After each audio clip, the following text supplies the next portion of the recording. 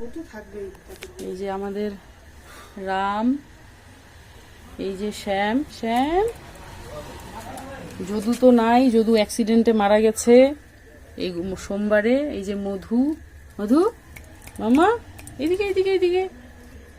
আর এই যে আমাদের গুড্ডু, গুড্ডু গুড্ডু, ওলে বাবালে আমার গুডু।